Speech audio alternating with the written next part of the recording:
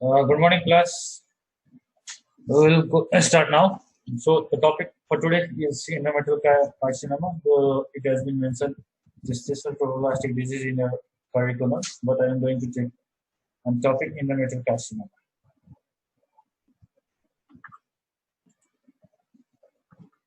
Starting with endometrial carcinoma is the most common malignancy of female genital tract of all gynecological malignancy in the US, saying that it is the most commonest gynecological cancer in advanced country, that is in developed country. Whereas in developing country, it is CS cervix. Cervical carcinoma is the most common. Lifetime incidence is 2 to 3% of women develop endometrial carcinoma in their life. In 100 of lady, 2 to 3 lady will develop endometrial carcinoma. What are the risk factors? Discussing about the risk factor, there is a definitive role of estrogen. Estrogen plays a definitive role. Other risk factors are unopposed estrogens that leads to the endometrial carcinoma. Sometimes there is a question will be asked, what are the risk factors for the endometrial carcinoma? It can be a short essay question or it can be a MCQ also. So starting with knowledge priority, those who doesn't have baby or who are non-gravida are high chances of endometrial carcinoma. Other factors are like late menopause, obesity, endocrine disease like diabetes mellitus, tamoxifen therapy, unopposed estrogen therapy, PCOD, polycystic ovarian disease plays an important role in development of endometrial carcinoma. Basically, endometrial carcinoma are divided into two categories. That is, one is estrogen dependent, next is estrogen independent or non-estrogen dependent. As there is increased estrogen content, there will be increased chances of endometrial carcinoma.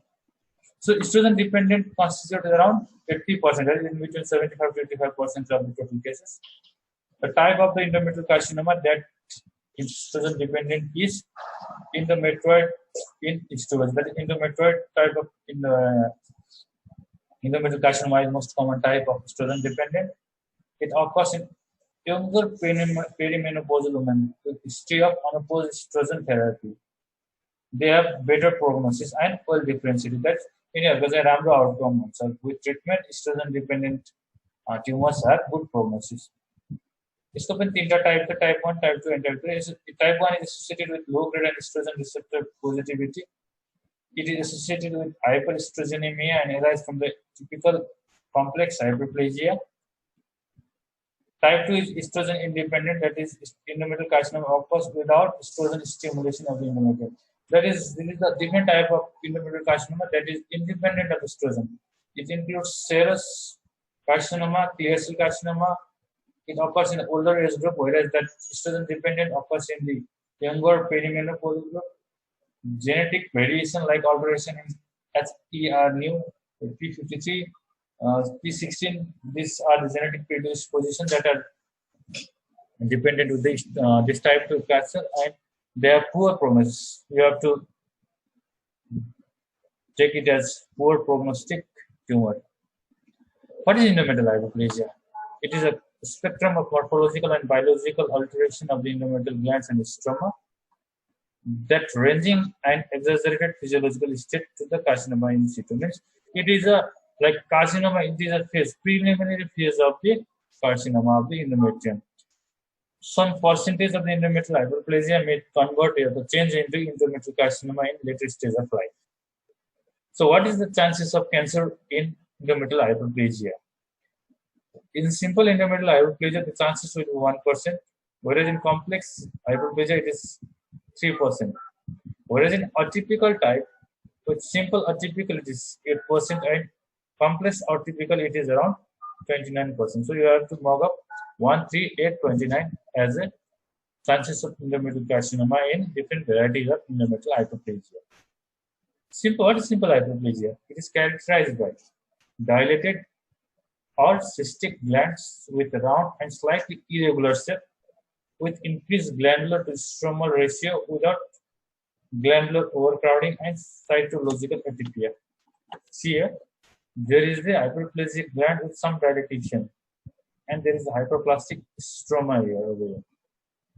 Whereas in complex hyperplasia, there is infolding and budding with crowded glands with less intervening stroma without atypia. See the difference in this. There is only some collection with the dilation, some dilatation, whereas there is further dilatation. In atypical hyperplasia refers to the cytological atypia and can be diagnosed as simple or complex depending upon the glandular architecture. What are the criteria so that we can say it is an atypical type of endometrial hyperplasia? These are large nucleoli of variable shape and size. That is the content of the nucleus. That is, nucleoli is of variable shape and size. There is increase in the nuclear cytoplasmic region. That is, the nuclear content will be higher than that of cytoplasmic content. The nuclear will be prominent. Basically, the nucleus and nuclear content will be higher in the atypical type of endometrial hyperplasia. And there is irregularly formed chromatin with parachromatic clearing. This is the complex hyperplasia with atypia. That is, here there is large nucleoli in the tissue cell. How can we screening for the endometrial carcinoma? There is no definitive screening tools, but in CS service of the cervical carcinoma, there we have a good screening tool. Whereas in endometrial carcinoma, there is no definitive routine screening tool. Pap smear testing is inadequate. Endometrial cytological assessment is non-insensitive and is specific to use in screening. Progesterone challenge test reveals whether endometrium is primed by estrogen or not. Transvaginal sonography is expensive to employ as a screening test. The screening of endometrial carcinoma for high-risk women, that is, receiving estrogen therapy in postmenopausal state without progesterone, and families with Lynch syndrome or women taking with tamoxifen therapy have no benefits from routine screening with TBS or endometrial biopsy. Basically, these ladies are high chances of endometrial carcinoma. They don't have any screening modalities. What are the common causes of postmenopausal bleeding? Many times we will be asked the question, right short northern postmenopausal bleeding. So the most common cause of postmenopausal bleeding is endometrial atrophy. You might be confused that most common cause of postmenopausal bleeding might be carcinoma. Only 10% of the chances of endometrial carcinoma is there in postmenopausal bleeding. The most commonest cause is the endometrial atrophy, followed by estrogen replacement therapy, endometrial polyp, hyperplasia.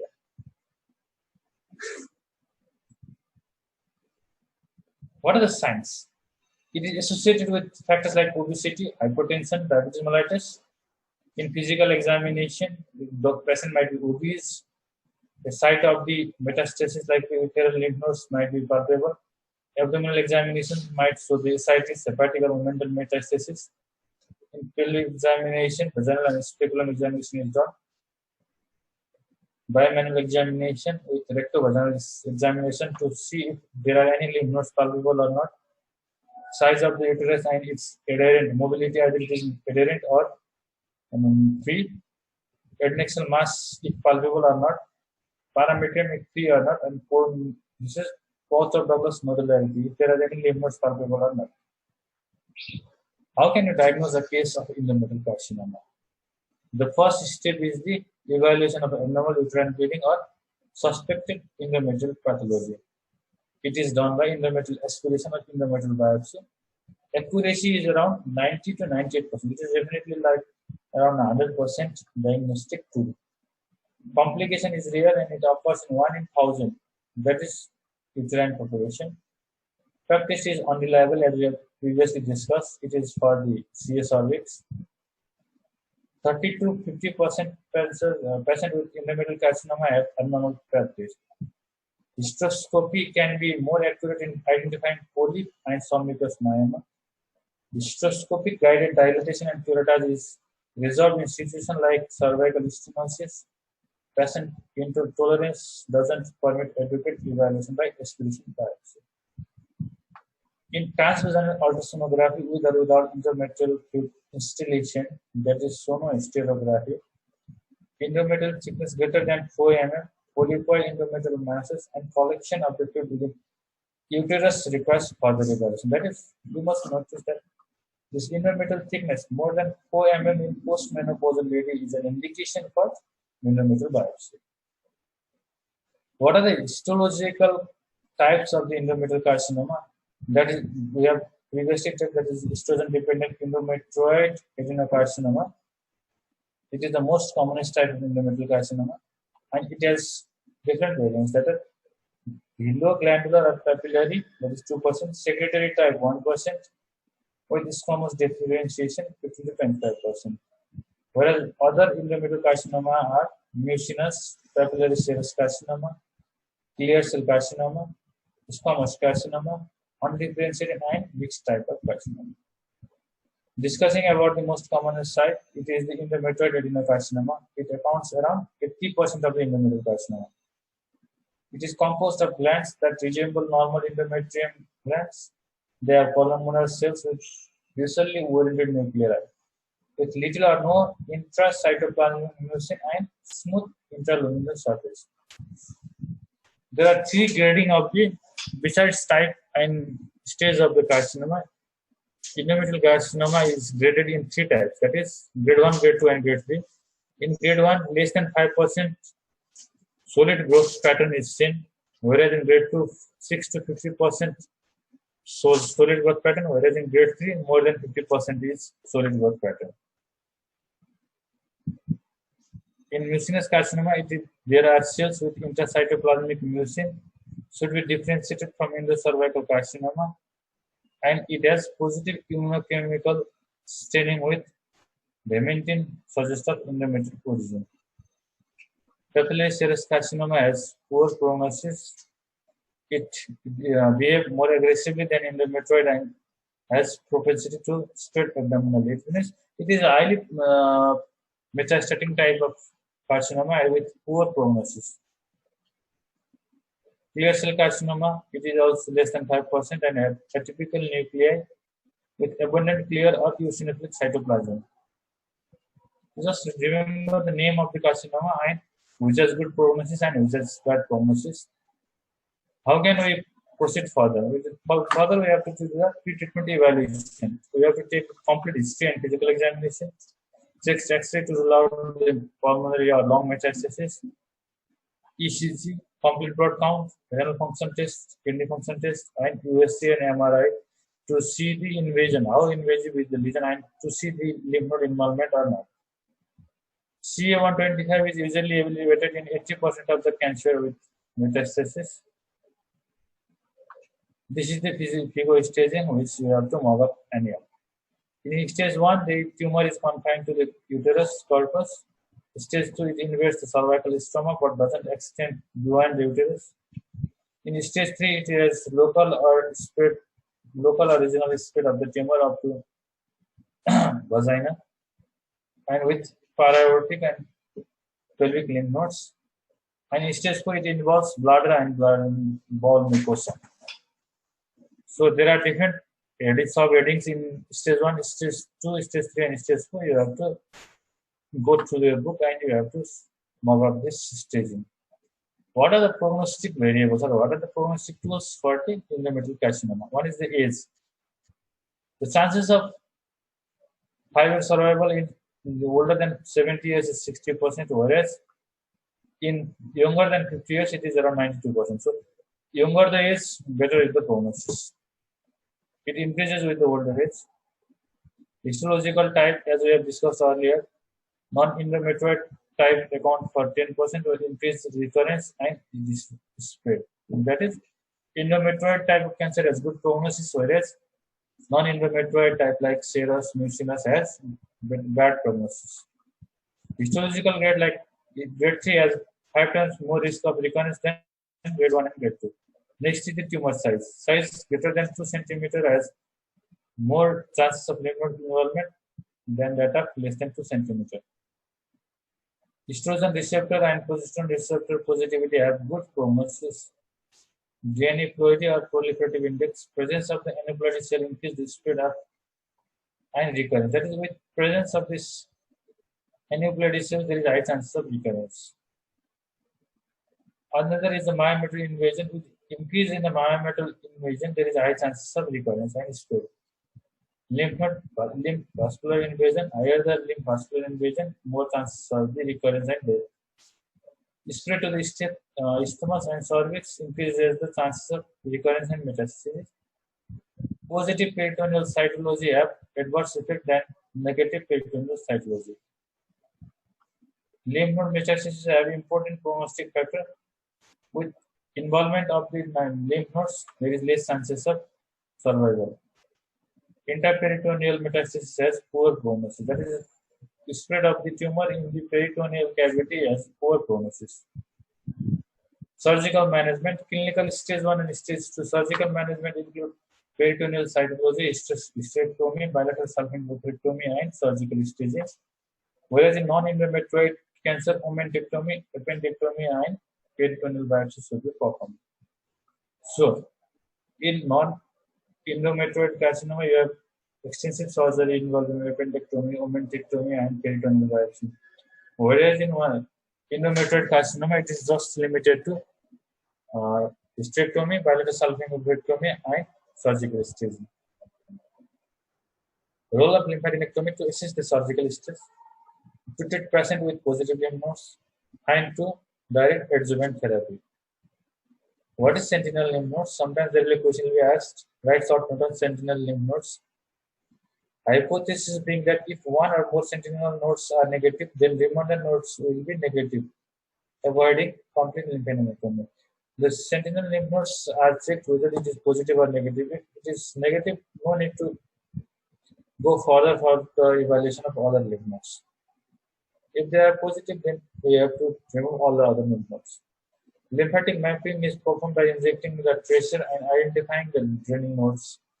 Technetium-99 is most commonly used radioactive substance. The role of vaginal hysterectomy is in extremely obese and poor medical status is considered. It is suitable for those patients with low risk of uterine spread, but it is less commonly performed. Role of radical hysterectomy should not be performed in early stage endometrioid carcinoma. It doesn't improve survival, rather increase operative and post-operative morbidity.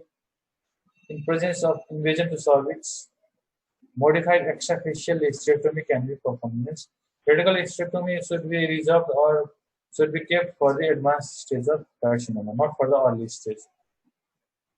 Radiation therapy as a primary treatment is individualized. Then 5 to 15% of endometrial carcinoma patients are unsuitable for surgery due to severe medical condition, and radiation therapy might be a choice of treatment. Radiation therapy should produce excellent survival and local control, but should be considered as a definitive treatment if only operative risk is more. Whether if the operation is avoided or if there is contraindication for any surgery, then we can go for the radiation therapy. There are different modes of spread of the carcinoma, like contagious through the directly spread to the vagina and the cervix, by hematogenous route to the deep myometrium, by lymphatic to the different other lymph nodes, and by peritoneal cavity as a predictor of relapse.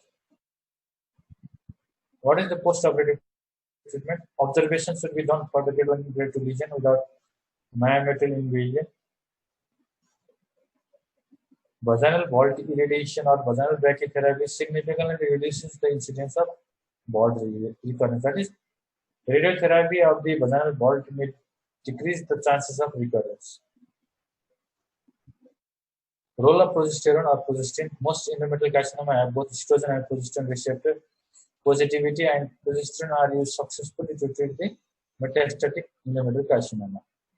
Post-operative progestin therapy reduces the risk of recurrence. That is, the progestin therapy has a good outcome in the management of endometrial carcinoma. Now comes the chemotherapy. In case of advanced disease, chemotherapy is standard treatment. Chemotherapy has 2 years progression-free survival in more than 15% of cases. In clinical stage 2, current approach is to perform primary surgery and surgical staging. The surgery includes modified radical hysterectomy and bilateral salpingo-perectomy with peritoneal washing for the cytological study, pelvic lymphadenectomy to common iliac areas, resection of the enlarged para-aortic lymph nodes, omental biopsy, and biopsy of the suspicious peritoneal nodes. In stage 3 and stage 4, preoperative evaluation is necessary. Surgical procedures should be resolved. In combination with surgery and radiation have better survival than radiation alone. Stage 4, treatment usually involves the combination of surgery, radiation, and systemic hormone therapy or chemotherapy. Follow-up should be done in every 3 to 4 months for 2 years. Attention should be given to lymph nodes and abdominal and pelvis. Chest X-ray every 12 months to rule out any chest metastasis, and serum CA-125 for post-treatment surveillance. Elevated CA-125 points towards the recurrence of the disease. These are my direct points. Thank you, and feel free to ask the questions.